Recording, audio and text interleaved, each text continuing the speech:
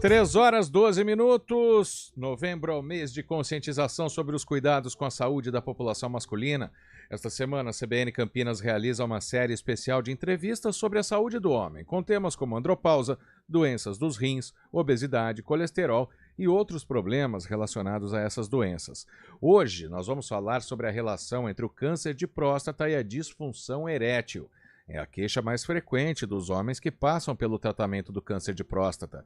Quem conversa com a gente ao vivo é o médico urologista Fabrício Bevenuti. Doutor Fabrício, muito boa tarde. Obrigado por nos atender aqui no Estúdio CBN.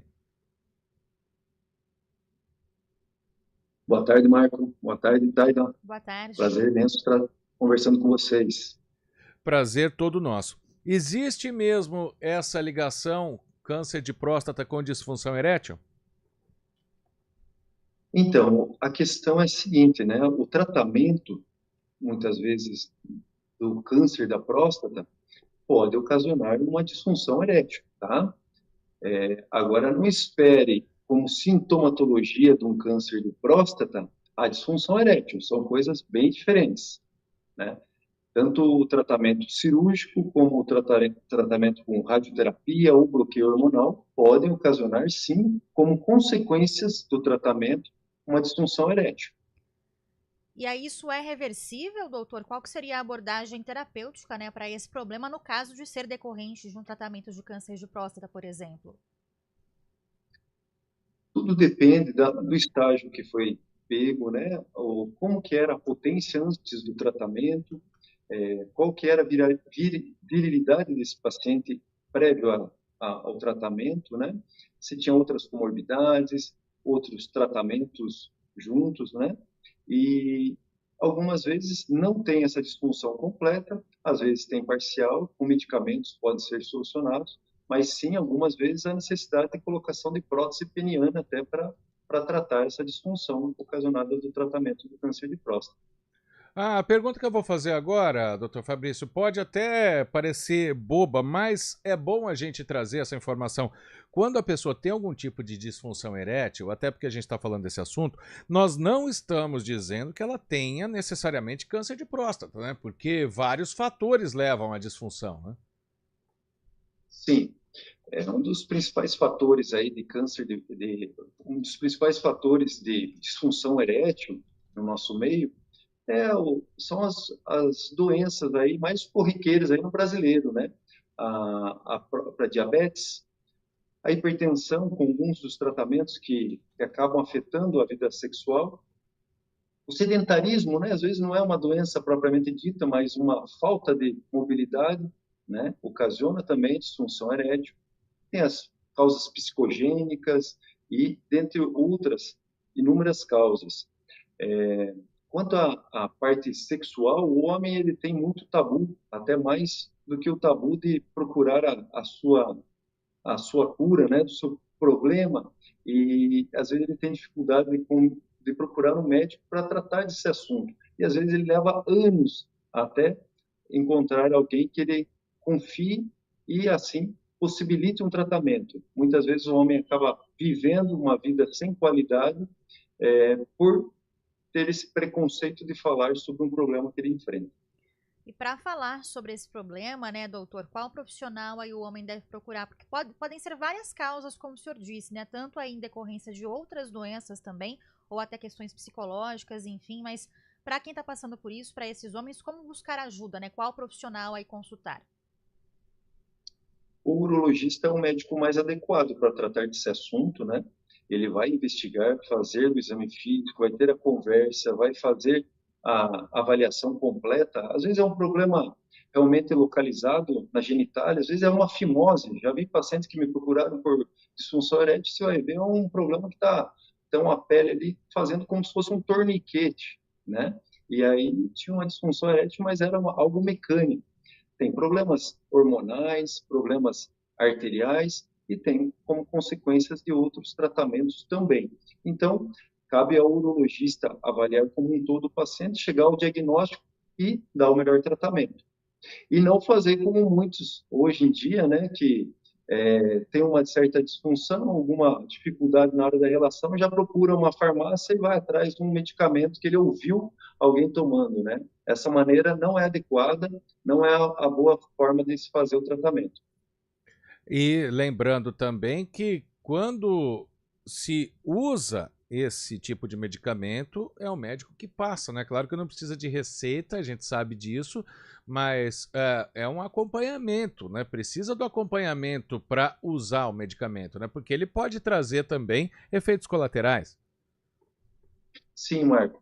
E é uma coisa importante se mencionar, eu tenho pacientes adultos que trazendo filhos, né? Não é uma coisa incomum chegar o pai trazendo o filho e falar, doutor, eu gostaria que o senhor comentasse com esse meu filho aqui, ele tem 16 anos e você acredita que eu peguei ele com azulzinho lá para ir para uma relação, eu gostaria que o senhor falasse sobre isso para ele. Então tem essa questão, né? Hoje em dia é, tem uma disseminação de informações, muitas vezes elas equivocadas, e as pessoas acham que a medicação em si não traz consequência nenhuma e usam ela indiscriminadamente.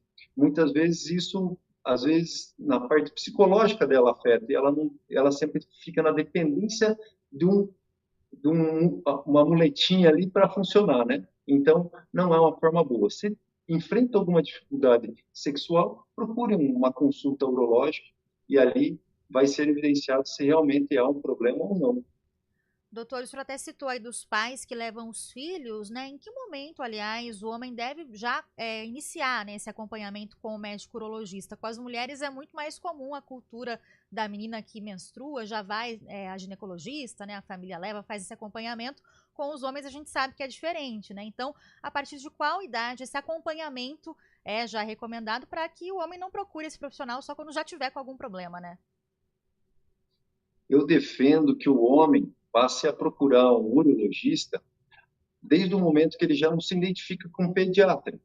A mulher, por exemplo, ela, quando menstrua, arruma um namorado, ela já procura uma ginecologista. O menino, da mesma maneira, deveria procurar um urologista, né? Com 12, 15 anos, é ali que o urologista vai examinar, ver como está o desenvolvimento genital, se está tudo adequadamente, o início das características sexuais secundárias, se tem algum probleminha a ser corrigido, se tem uma varicocele, uma fimose, tumor de testículo ele é raro, mas ele acontece em jovem, 15 a 35 anos. Então, é importante, sim, que o homem pense no urologista bem além da rotina prostática. Se o homem já tivesse essa vivência com o urologista desde a juventude, quando ele chegasse aos 45 anos, na hora de fazer uma rotina prostática, ele não já viria isso como um tabu. Ele seguiria uma rotina normal e a rotina prostática para ele não teria nenhum mistério. Mas vamos falar da rotina prostática também, né? Porque qualquer tipo de, assim como outro câncer, de outros tipos de câncer, dificilmente aparecem sintomas, né, do câncer de próstata, né?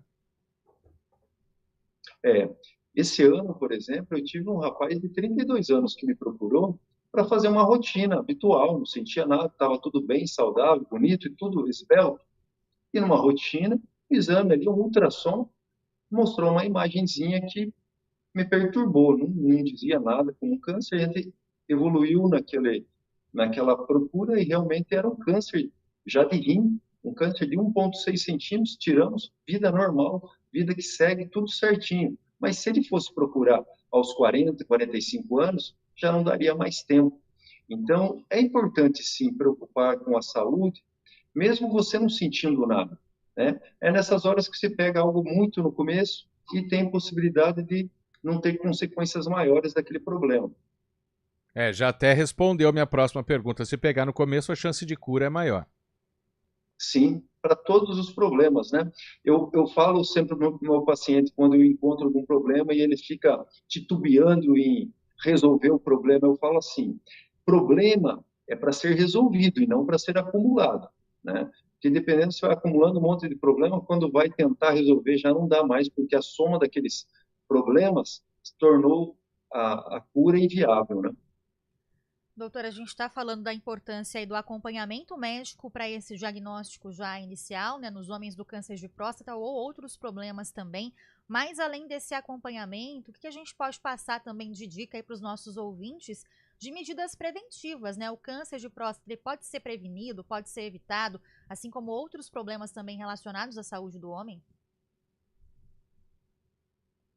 Assim como a saúde num todo, ela pode ter uma poupança ali, você fazer um investimento bom para o futuro, é você se alimentando adequadamente, tendo uma vida saudável, evitando um pouco, né, dessa vida turbulenta, estressante, tendo atividades de lazer, uma alimentação mais saudável, saindo um pouco dos embutidos, indo para o mais natural. Tudo isso são maneiras de melhorar a qualidade, assim como atividade física, movimentação, né? O, mas não existe uma prevenção que você fala assim, ó, faz exatamente isso que vai prevenir. Não existe isso para o câncer de próstata. Ele tem muita relação, sim, com a genética. A gente sabe que a obesidade, o sedentarismo, vidas desregradas atrapalham, mas não é uma lógica se falar assim, pessoas que não têm nada disso, que se cuidam completamente, não têm nada de histórico de câncer na família, elas estão livres desse problema? Não estão livres. Essa é uma doença que não escolhe, né, doutor? Às vezes quem se cuida muito também pode ter, né? Exatamente. Quero agradecer, então, a participação aqui do Dr. Fabrício Benvenuti, é médico urologista, falando com a gente de todas as situações aí do câncer de próstata, da questão também da disfunção erétil, que não tem relação direta com câncer de próstata, como explicou o Dr. Fabrício. Muito obrigado pela participação aqui com a gente e com muito esclarecimento também para os nossos ouvintes, doutor. Eu que agradeço aí essa oportunidade de trazer mais informações aí para o público e estou à disposição. Sempre que precisar, pode contar comigo. Muito obrigada, doutor. Um abraço. Agora, 3h24, a gente faz um intervalo bem rápido e volta já já.